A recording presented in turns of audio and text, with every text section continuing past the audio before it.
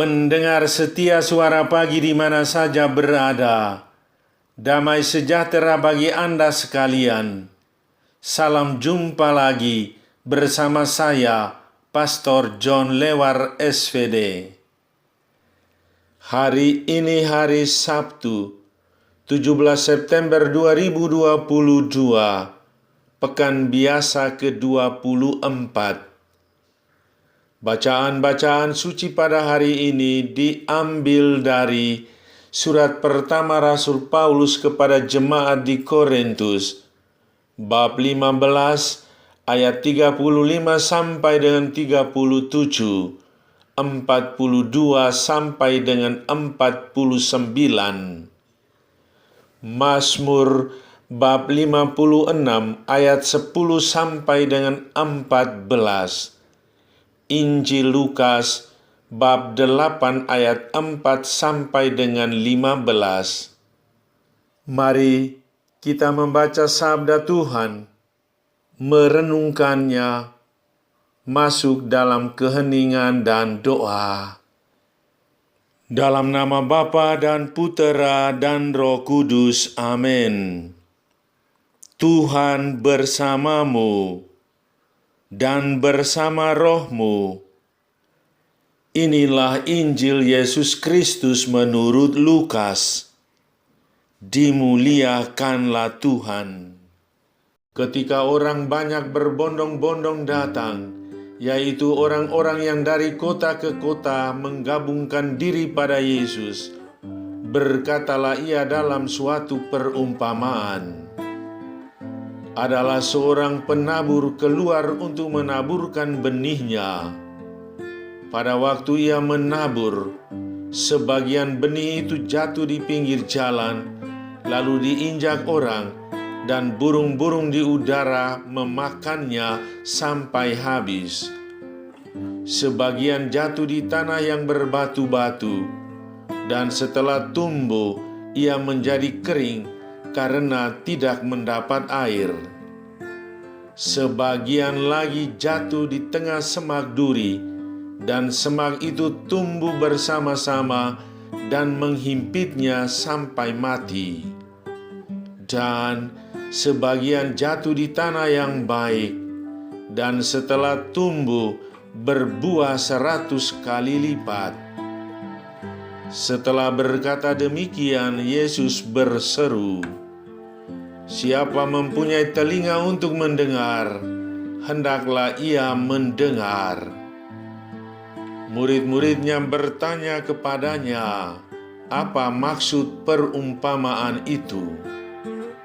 Lalu ia menjawab, "Kepadamu diberi karunia untuk mengetahui rahasia kerajaan Allah, tetapi kepada orang-orang lain, hal itu diberitakan dalam perumpamaan, supaya sekalipun memandang, mereka tidak melihat, dan sekalipun mendengar, mereka tidak mengerti." Inilah arti perumpamaan itu. Benih itu ialah firman Allah. Yang jatuh di pinggir jalan itu ialah orang yang telah mendengarnya. Kemudian datanglah iblis, lalu mengambil firman itu dari dalam hati mereka, supaya mereka jangan percaya dan diselamatkan. Yang jatuh di tanah yang berbatu-batu itu ialah orang yang setelah mendengar firman itu menerimanya dengan gembira, tetapi mereka itu tidak berakar. Mereka percaya sebentar saja, dan dalam masa pencobaan mereka murtad. Yang jatuh dalam semak duri ialah orang yang telah mendengar firman itu, dan dalam pertumbuhan selanjutnya mereka terhimpit oleh kekhawatiran dan kekayaan dan kenikmatan hidup, sehingga mereka tidak menghasilkan buah yang matang. Yang jatuh di tanah yang baik itu ialah orang yang setelah mendengar firman itu menyimpannya dalam hati yang baik dan mengeluarkan buah dalam ketekunan. Demikianlah sabda Tuhan. Terpujilah Kristus. Sabda Allah tumbuh dalam hati yang baik. Saudari-saudaraku yang terkasih dalam Kristus, seorang pastor tentara yang tergabung dalam Serikat Sabda Allah (SVD) membangun sebuah rumah penginapan di atas tanah keuskupan.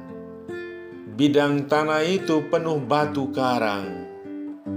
Ada suara sumbang yang berseru dan bertanya, bagaimana orang bisa tinggal dalam rumah di atas batu karang tanpa tanaman hijau yang memberi kesegaran? Apakah bisa menghasilkan sesuatu di atas batu karang ini?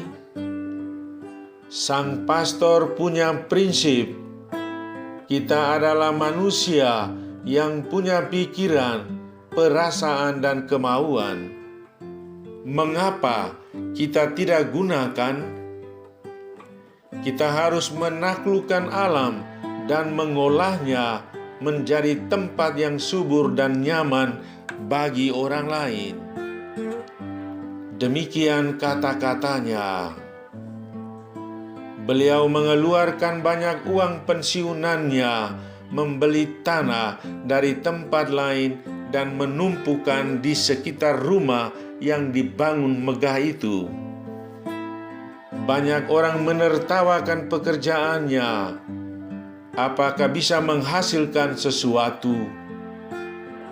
Karena ketekunan dan ketabahan dalam mengolah tanah itu, orang lalu mengacungkan jempol dan memuji.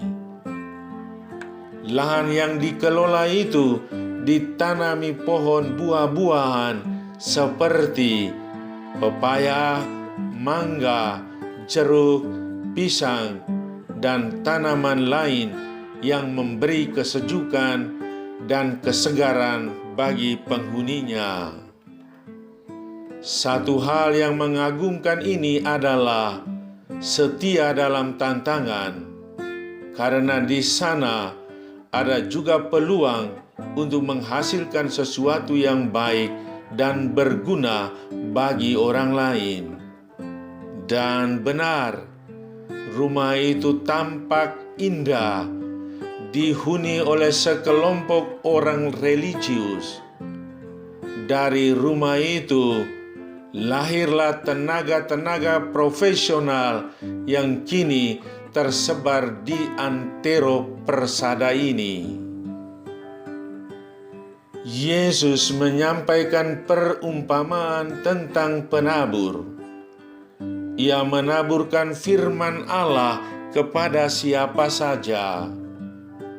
Orang menerimanya, tetapi tidak semua dapat mengerti dan menggunakannya dengan baik. Firman yang ditaburkan itu bukan tanpa tantangan dan godaan iblis, seperti kerakusan, egoisme, kesenangan pribadi, dan lain-lain yang terus mengganggu dan menghalangi proses pertumbuhannya. Kita tidak tahu proses pertumbuhan dan perkembangannya.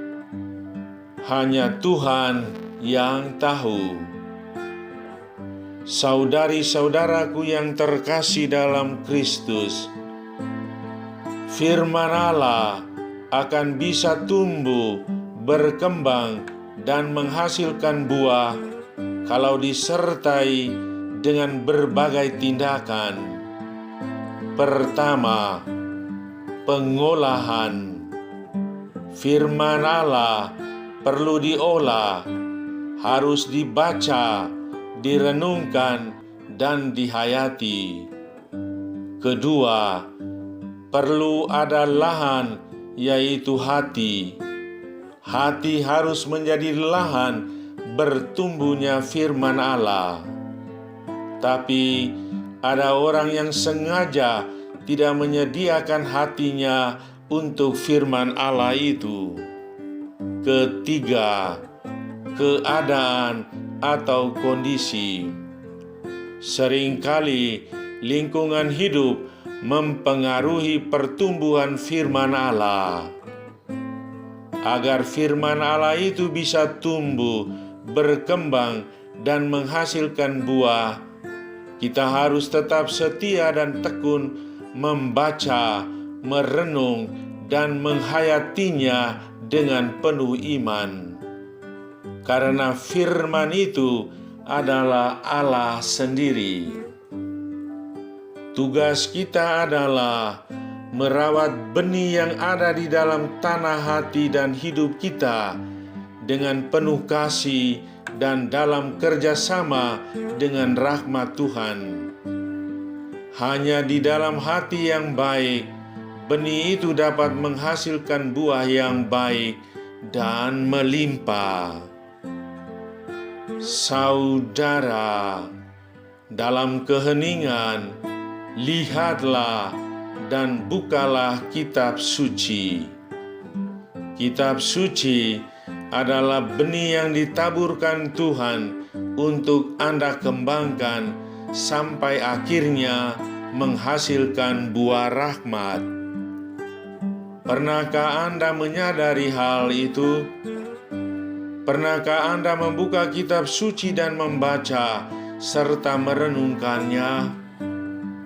Mohonlah kekuatan Tuhan agar Anda mampu mengolahnya sehingga sabda itu tumbuh dalam hati Anda.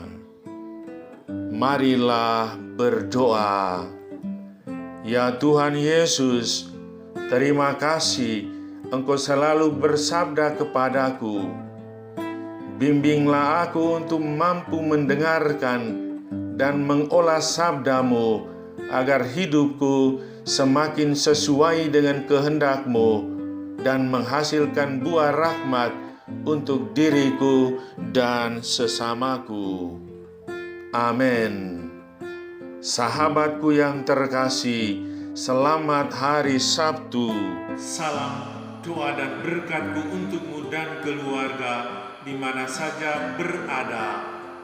Bapa dan Putera dan Roh Kudus. Amin.